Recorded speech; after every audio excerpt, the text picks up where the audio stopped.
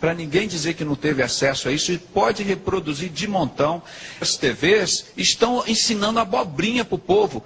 O senhor tem algum documento para dizer que tem liderança evangélica envolvida com maçonaria? Sim, sim. No dia 18 de outubro, entreguei para os irmãos copiarem, aí ele cita o nome de todas as lideranças evangélicas na maçonaria. Para mim, eu falei, mas por que você não foi abrir com o Bispo Macedo? Por que você não foi abrir com o Caio Fábio, com o Fanini, com o Fausto Aguiar de Vasconcelos? Por que você não foi abrir com o Silas Malafaia, com o Guilhermino Cunha, com o José Wellington Bezerra, o presidente das Assembleias de Deus? Pedrosa, todos esses homens estão lá na maçonaria comigo, ameaçado de morte, não foi pelo beira-mar não, ameaçado de morte por pastores. Pô, para com isso. Agora, o que tem isso a ver com cristianismo, com cristão? Meu Deus do céu, olha, cadê a câmera? Eu quero falar aqui direto para a câmera. As nossas lideranças evangélicas, o povo evangélico está sabendo quem está lá dentro. Vocês vão se pronunciar logo. Vocês sabem que está escrito lá para vocês. Ó, Senhor, eu fundei a religião, eu expulsei demônio, eu curei enfermo. Deus vai dizer para vocês, olha, apartai-vos de mim, maldito, para o fogo eterno preparado para o diabo e seus anjos. Vocês sabem que os bodes serão colocados à esquerda. Eles vão ser jogados no inferno. Não tem, a palavra de Deus é clara. Não vem com conversa fiada, dizer que não sabe, que lá o diabo se transfigura em figura de pessoas. Se você trouxer um satanista aqui entrevistar, ele vai dizer que o diabo dá dinheiro para ele, que curou ele de diversas doenças. Por quê? Isso é poder oculto. Nós estamos discutindo, isso existe. O anticristo, ele vai morrer e vai ressuscitar. Isso é impunidade, isso é injustiça. Olha aqui do lado o convite da Ku Klux Klan para uma noite evangelística. Forças ocultas vinham atuando, meu irmão. Isso aqui é um cartaz antiguíssimo que eu achei no museu da Ku Klux Klan. Olha aqui, em inglês. Grande encontro da Ku Klux Klan, nessa terça-feira à noite. Por que os cavaleiros da Ku Klux Klan? Pelo evangelista Homer Kelly.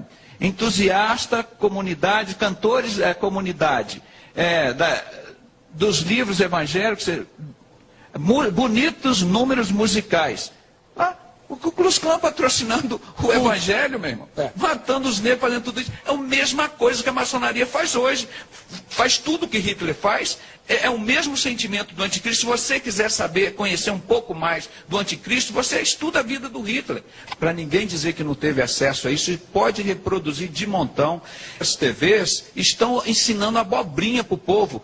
O senhor tem algum documento para dizer que tem liderança evangélica envolvida com maçonaria? Sim, sim. No dia 18 de outubro de 2001, um ano depois que fui levado para o hospício como doido, o Stefan Saad, eu distribuí 3.500 livros, Maçonaria e Fé Cristã, de John Scott Horrell. E um desses livros caiu na mão do pastor Saad. Ele saiu da maçonaria em 95. Em 2005 eu fiz o primeiro encontro com o pastor Paulo Pimentel. O primeiro encontro com o pastor Paulo Pimentel, de ex-maçom, no apartamento de 2 quartos lá na Tijuca, que os irmãos me conheceram. Isso que é intrepidez e ousadia. Um homem sozinho, pequeno, nós fizemos. E o Saad esteve lá, pastor. Ele saiu da maçonaria e me entregou, ameaçado de morte. Não foi pelo beira-mar, não. Ameaçado de morte por pastores. Ele me procurou, eles estão querendo me matar. Eu socorri, como já socorri vários pastores.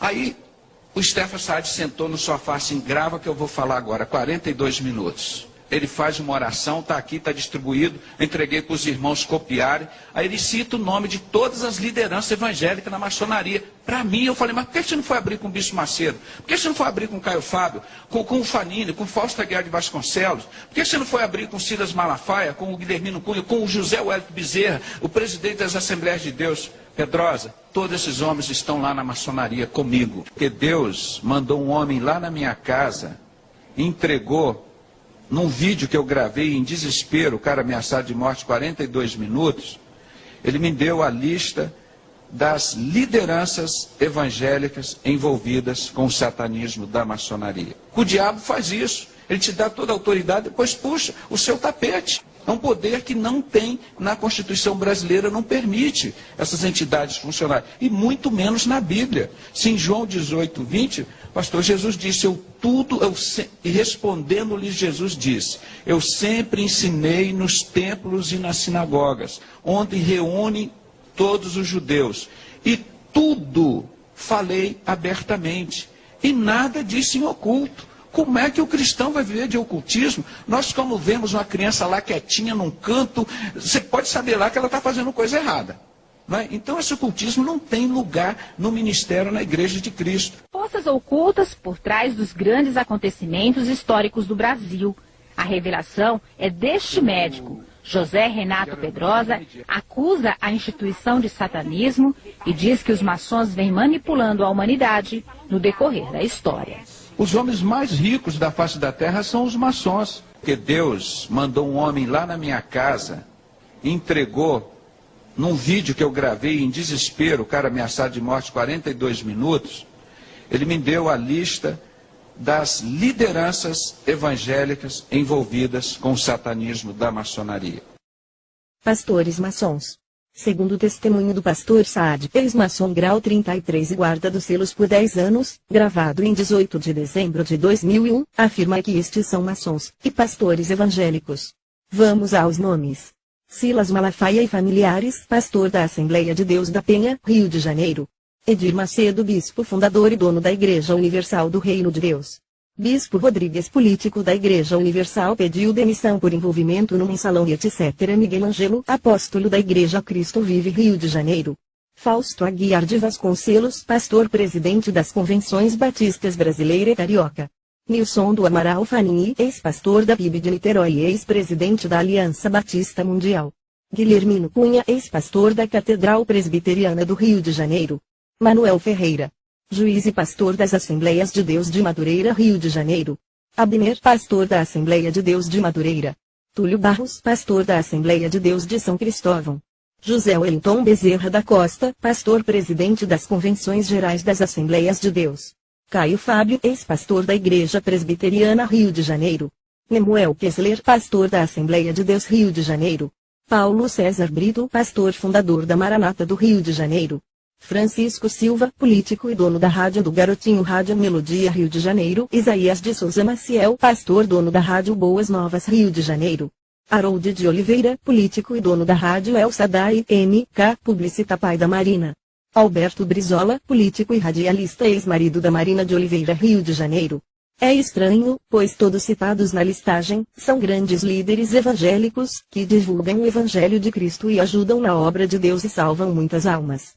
Alguns possuem programas na mídia ajudando a divulgação do Evangelho de Jesus Cristo. O que realmente deve ser preocupante a todos nós é a qualidade de vida e poder que esses falsos líderes têm apresentado e levado as pessoas a experimentarem no momento em que supostamente aceitam a Jesus como seu Salvador. Esses irmãos usurpam uma falsa liderança e se estabelecem líderes do povo Laodiceia. Vejam só comigo o que pode estar acontecendo. 40.000 pastores além de seus auxiliares, como presbíteros, evangelistas, diáconos, entre outros, estão manifestando quando oram pelos irmãos e pessoas necessitadas do Senhor e sua salvação, ou então quando dizem às pessoas irmãos que recebam o Espírito Santo de Deus e falem em línguas estranhas e profetizem.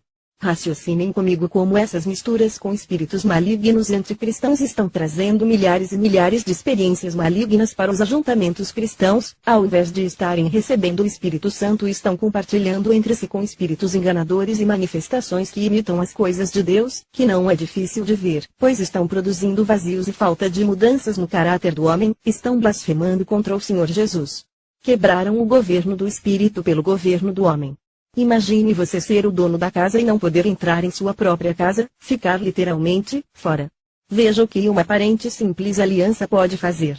Você pode me perguntar, mas a salvação não é individual? E o cuidado do Senhor também não é individual?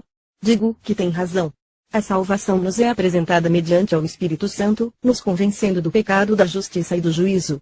Mas as multidões estão recebendo mensagens levadas por espíritos malignos que não procedem do Senhor, ou seja, não são levadas a reconhecerem seus pecados, e nem experimentarem o novo nascimento, e com isso não têm suas vidas transformadas pelo Senhor, mas viram crentes nominais, ímpios religiosos que não se converteram e nem receberam Jesus como Senhor de suas vidas, apenas propostas de receberem mudanças, cura interior e benefícios financeiros.